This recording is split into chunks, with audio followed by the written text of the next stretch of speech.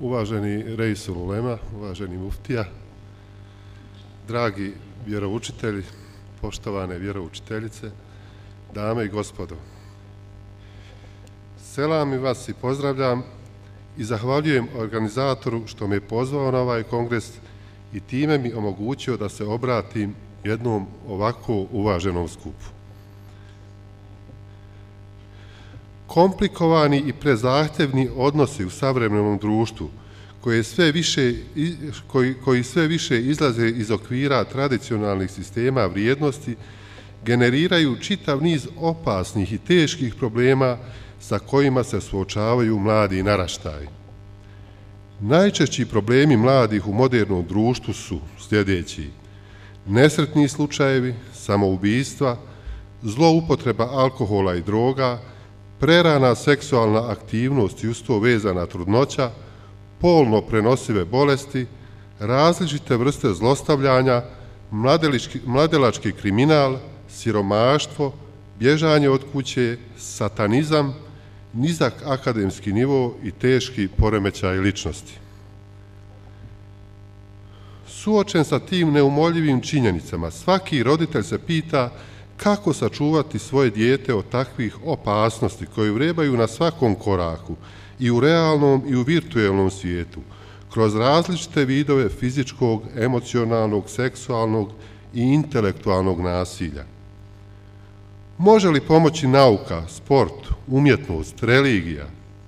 Pomaže i nauka, i sport, i umjetnost, i religija, ali samo religija nudi sveobuhvatna i konačna rješenja, otvara vrata nade i liječi od duboke strepnje i depresije koja se je gnjezdila u srcu modernog čovjeka.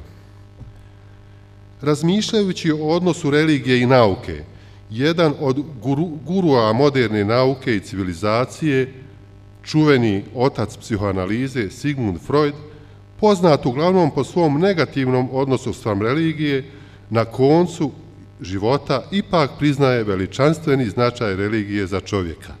Citiram: religija je ogromna snaga koja vlada najjačim emocijama ljudi. Zna se da je religija obuhvatala sve ono što igra neku ulogu u čovjekovom duhovnom životu, da je ona zauzimala mjesto nauke kada je nauka jedva postojala i da je stvorila jedno gledanje na svijet bezprimjereno, dosljedno i koherentno, koje ma kako uzdrmano još i danas postoji. Ako hoćemo da sagledamo veličanstvenu suštinu religije, onda moramo imati na umu sve što ona pruža ljudima, a to je sljedeće.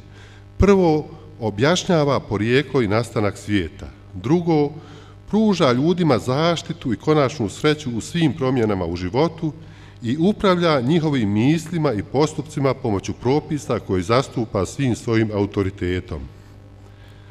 Kada religija ublažava strah ljudi od opasnosti i promjena u životu, kada ih uvjerava u dobar ishod, kada im pruža utjehu u sreći, nauka ne može s njom da se takmiči.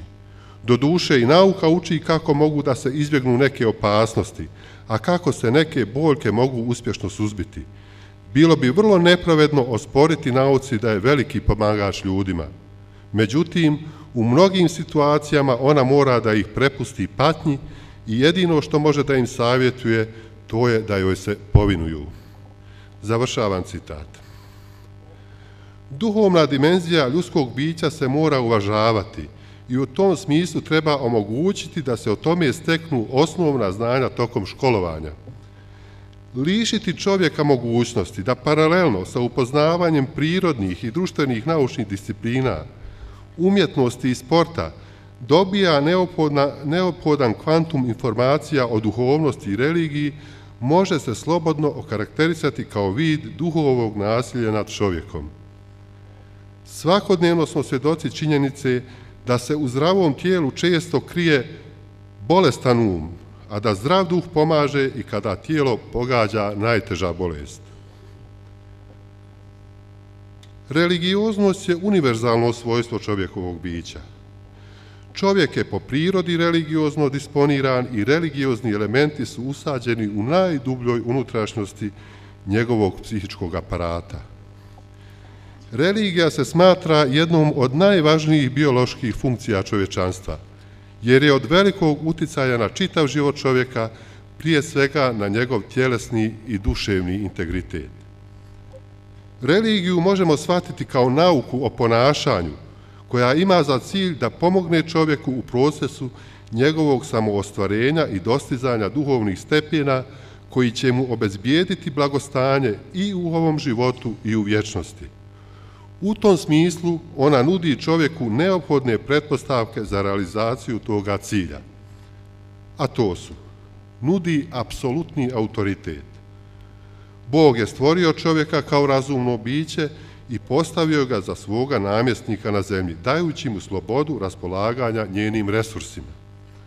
Drugo, nudi kognitivne obrasce.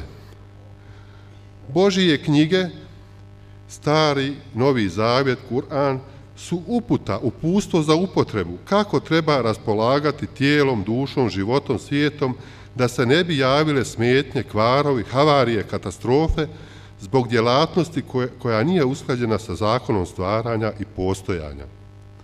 Treće, nudi orijentaciju. Vjerozakon je skup propisa po kojima se treba vladati da bi se ostvarilo blagostanje i sreća na ovom i budućem svijetu. Četvrto, nudi uzor za identifikaciju. Božji poslanici su učitelji čovječanstva koji su svojim životima sproveli vjerozakon u djelo i predstavljaju uzor kome ljudi treba da teže u izgrađivanju svoje ličnosti. I peto, religija nudi metod. Religijske dogme, obredi, moralni propisi imaju za cilj usavršavanje ljudske duše, kako bi se ona uskladila sa Božjim redom i poretkom i dostigla svrhu svoga postojanja. Ako imamo u vidu činjenicu da su psihička slika određenog uzrasta i ljudi jednog naroda opsežno određeni vaspitanjem i obrazovanjem i da se vaspitanje može postići ono što niko prije toga nije ni slutio, onda valja vidjeti koji je doprinos vjere u procesu oblikovanja pojedinca i društva. Znanstvena istraživanja nedvojbeno pokazuju blagotvorne efekte religije na psihičko zdravlje i općenito zdravlje čovjeka. Tako je znanstveno potvrđeno da su religioznije osobe manje depresivne. Dokazana je 4 puta veća vjerovatnoća da će se ubiti one osobe koje ne prakticiraju vjeru u poređenju sa onima koji to čine. Utvrđeno je da niži nivo religioznosti preskazuje povećane stope samoubistva na nacionalnom nivou. Brojni istraživači izvještavaju da je zloupotrebljavanje droga povezano sa odsutnošću religije u životu neke osobe, a da predanost religiji smanjuje zloupotrebu droga. Bez obzira da li religija posebno ističe da li alkohol treba konzumirati ili ne, oni koji su aktivni u nekoj religijskoj grupi konzumiraju značajno manje alkohola od onih koji nisu aktivni. Osobe koje su prisustvovale vjerskim obredima redovno su saopćavale niži nivo tuge i depresije od osoba koji nisu često prisustvovale vjerskim obredima ili onih koji uopće nisu prisustvovali vjerskim obredima. Delikventna mladež pokazuje značajne manjkavosti vjerskog odgoja. Više od polovice kažnjenika, 70%, nisu u svojoj kući ni u svojoj društvenoj sredini imali nikakav ili su imali tek beznačajan vjerski odgoj. Najčešće su u pitanju očevi koji nisu bili nikakav primjer u vjeri. Svi kažnjenici očituju značajan nedostatak na području temeljnog religioznog iskustva. To se posebno ispoljava na područjima kao što je povjerenje, smisao života, pesimistički i rezignirani životni stav i opće raspoloženje. Skoro sva mjerila religioznosti imaju pozitivan odnos sa životnim zadovoljstvom, egzistencijalnim blagostanjem i srećom.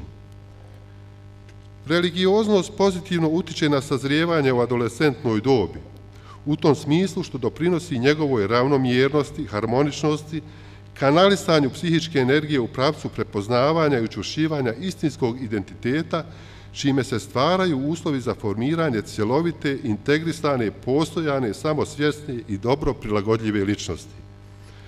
Ona stvara prirodniji ambijent za odvijanje procesa psihosocijalnog sazrijevanja tokom adolescencije. stabilizira živčani sistem, jača njegovu sposobnost kondicioniranja, čime se ostvaruju brži i kvalitetniji procesi socijalizacije, jača sklonost ka usvajanju društvenih normi i pravila ponašanja. Pruža precizne kognitivno-behavioralne obrasce kako treba postupati u životnim situacijama koje mogu dovesti do neadekvatnog ili neodmjerenog emocionalnog reagovanja, neprimjerenog ponašanja i destabilizacije psihičkog stanja, da bi se spriječile trajne negativne posljedice na psihičko zdravlje. Nedvojbeno je pokazano da su kod visoko religioznih ispitanika u manjoj mjeri izraženi faktori kao što su unutrašnji konflikti, frustracije, strah, strepnja, psihička trauma, povreda samopoštovanja, disbalans psihičke homeostaze i da se negativna psihička energija neutralizira na zdraviji i efikasniji način. Time se postiže adekvatnija procjena situacije u kojoj se objekat zadesi, racionalnije raspoređivanje i iskorištavanje psihičke energije, brža socijalizacija, veća otpornost na frustraciju, efikasnije prevazilaženje konfliktnih situacija, veće zadovoljstvo i izraženija težnja ka višim ciljevima. Visoko religiozni ispitanici su manje anksiozni, manje depresivni, manje agresivni i u manjoj mjeri podložni devijantnim behavioralnim obrascima. U novije vrijeme diferencira se jedna vrlo važna grana genetike koju možemo kazati da će uskoro premostiti onaj jaz koji smo do sada imali između nauke i religije. Do sada se mislilo da je jedro ćelije, gdje su smješteni geni, zapravo njezin mozak. Dokazano je međutim da ćelijska membrana u svojoj interakciji sa okolinom nadzire aktivnost jedra, odnosno gena. Informacije iz životne sredine prenose se u jedro preko ćelijske membrane, što utječe na gensku aktivnost. Promjenom percepcije ili vjerovanja možemo slati poruke svojim ćelijama i tako izazvati reprogramiranje njihovog oblika izražavanja. Epigenetski procesi, a to je metilacija DNA, isključivanje gena, i modifikacija histona, a to je proces uključivanja gena, su hemijski procesi koji su pod uticajem okoline, vjerovanja, emocija i stremljenja. Oni su dinamični i reverzibilni. Aktivnost gena sa epigenetskim promjenama nije konačna. Ono što smo dobili u nasljeđe možemo promijeniti u pozitivnom smjeru za vlastitu dobrobit i dobrobit budućih generacija. Naše misli djeluju na ćelije našega tijela. Životno okruženje, ishrana i unutrašnja uvjerenja mijenjaju naš genetski sklop. Stanje svijesti je stanje života. Ako izmijenimo svoju svijest, možemo mijenjati i gene. Filozofija epigenetike sažeto je iskazana još davno u staroj istočnjačkoj mudrosti. Vaše vjerovanje postaju vaše misli. Vaše misli postaju vaše riječi postaju vaša djela postaju vaše navike postaju vaš karakter postaje vaša sudbina. Zahvaljujem vam se na pažnji.